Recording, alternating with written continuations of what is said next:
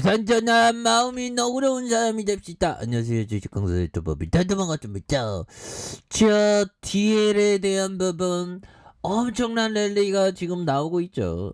결국에는 저평가가 해소되는 이런 어떤 종목 굉장히 좋은 기업입니다. 그래서 우리 대한민국의 어떤 지주사는 정말 어떤 진짜 똥값이야 똥값 보면 근데 이런 싼 종목을 모아가면서 멀리 본다면 무조건 승리할 수 있는 그런 어떤 부분 기본적으로는 여유자금 마스크 장기 투자 마스크이죠. 그래서 자 DL이 1분기 영업이익이 감소해도 그득에 대한 부분 이런 부분 좋지요 보면. 그래서 자 DL이 1분기 영업이익 감소해도 자 하반기 크레이튼의 인수효과가 반영될 것이라는 기대감이 세게 나와주고 있습니다. 그래서 전일 DL은 올해 1분기 연결기준 영업이익이 전년 동기 대비 51.08포인트 감소한 322억 6,100만원을 잠정 짓게 된, 그래서 매출액이 전년 동기 대비 73.19의 어떤 증가 이런 점이 있고요. 그래서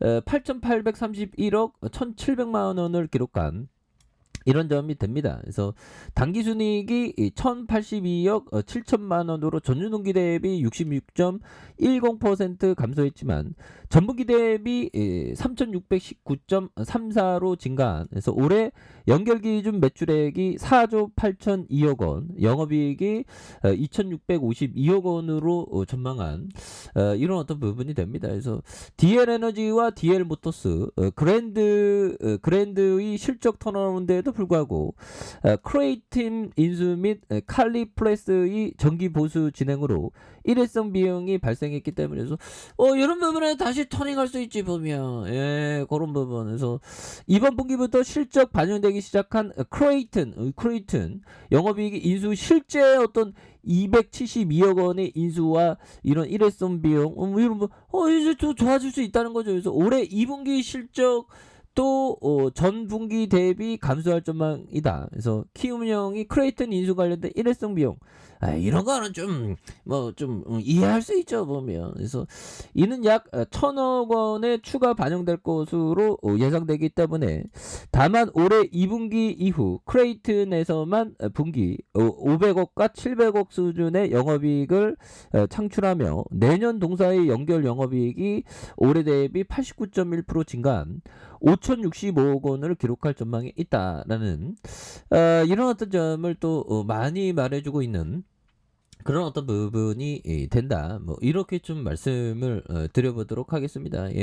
그렇게 해서 DL의 실적 기대감은 외국인들 매수에 대한 부분 이런 부분이 되겠죠. 그래서 대림그룹 지주사 DL 이런 좀 1분기 실적 기대감, 그래서 전날까지 뭐 이렇게 뭐 수급에 대한 부분 형들아, 와 기관형들이 겁나게 세게 나 디지털 모습 이런 부분 나와주고 있죠. 그래서 자 7거래일째 수매세 투신이 굉장히 잡아주네 보면. 그래서 고민 안돼 보면. 멀리 보면 무조건 승리합니다. 그래서 실적에 대한 부분도 굉장히 어떤 레전드가 되는 그런 어떤 부분. 그래서 주식시장의 심리라는 게 뭐 실적 잘 내다가 한 번 좀 미스 나면 막 굉장히 실망해갖고 그 매물이 좀 나오는데 그런 거 신경 쓸 필요 없죠. 멀리 봐다 형들아, 멀리 보면 반드시 승리할 수 있게 되는 그런 부분은 또 나와준다. 뭐 이렇게 좀 말씀을 드려보도록 하겠습니다.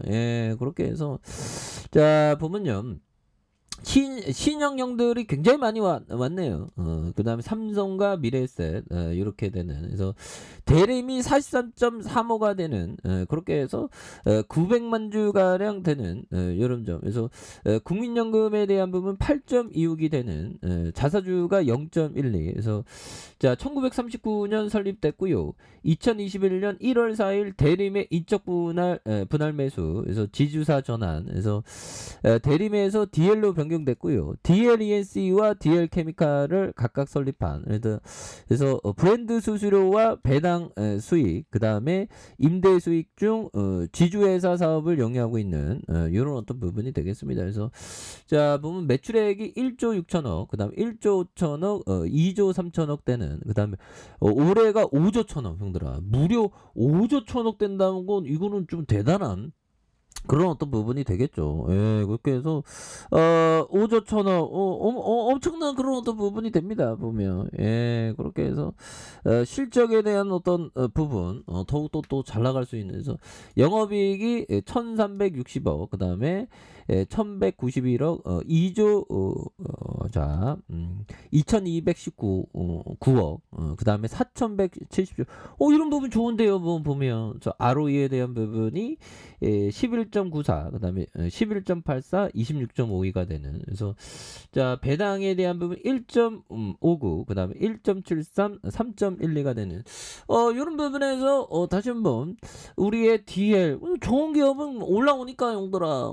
근데 항상 인내심은 주시장에서 엄청나게 중요한, 정말 무엇보다도 중요한 그런 어떤 부분이 되죠. 그래서 투자들은 제정신이 아닐 정도의 근성과 인내심을 결합할 필요가 있다. 그래서 그리고 기회가 눈앞에 나타나면 덥석 낚아챌 준비가 되어 있어야 된다. 이 세상의 기회라는 건 그리 오래 머물러 있지 않기 때문이다. 이런 어떤 점에서 정말 어떤 큰 그림을 그려야 되는 그런 어떤 부분이 되겠죠. 그런 부분이 되겠고, 자 보면 이런 부분이 됩니다. 자 보면 단기 투자자는 장기적으로 항상 있는 경우가 맞는 반면 장기 투자는 언제 투자를 시작하든 장기적으로 이익을 보는 경우가 대부분이다.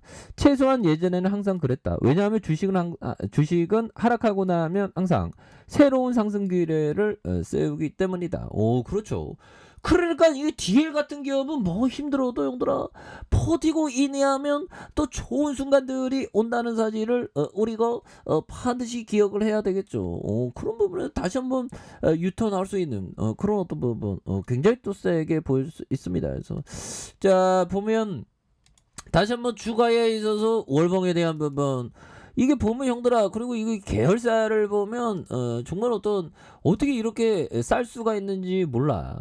그래서 BPS가 한 주당 형들아 거의 뭐 올해는 한 19만 원을 이렇게 보는데 주가가 65,400원밖에 안 하잖아. 이런 건 장기 투자 멀리 보면서, 뭐 투자는 본인의 책임하에 판단하는 겁니다. 뭐 그런 거지만 이런 거 장기 투자하면 이거 좋죠. 멀리 보면서 형들아. 그래서 뭐 굉장하죠. 이게 계열사봐 계열사, 뭐 독성, 뭐 내각, 고속도로, DL 건설, 뭐 대리, 뭐 에너지, 뭐 이게 다 우리 오늘부터 내 거 하자 이런 느낌이죠. 지분에 대한 부분 그렇게 멀리 보면 됩니다. 그래서 주가에 있어서 이런 어떤 하락선에서 다시 한번 강력하게 시세에 대한 부분이 강하게 나와주는 이런 모습 한번 기대해 보도록 하죠.